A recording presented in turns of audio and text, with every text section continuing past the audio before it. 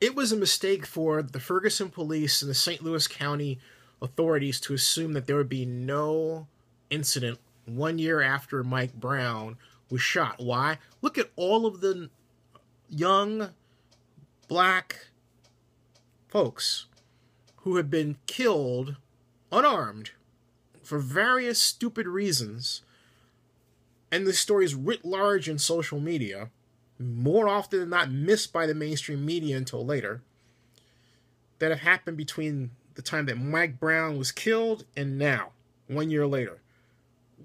A dramatically large number. A dramatically large number. Plus, we haven't dealt with the fact that we have a gun control problem in this country.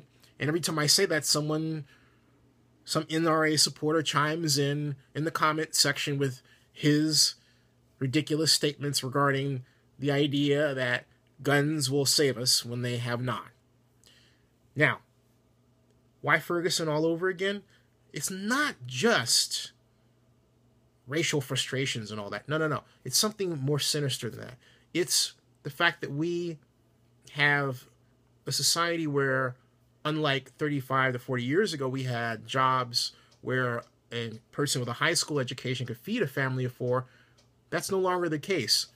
We are at a point where we don't have anywhere near enough manufacturing jobs of any kind to allow people who are not, for example, in the tech industry, to enjoy large incomes, unless, of course, they work for the government or some utility, a large or company of that kind.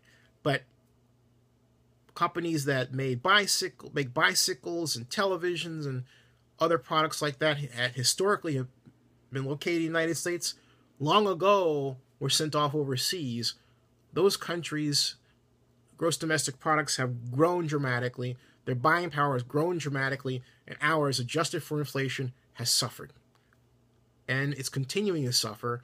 And as we grow in population and continuously, and as we have a greater need for services to be paid for, but not enough money to pay for them so that there's an adequate per capita expenditure, like education, for example, whereas in the past there was,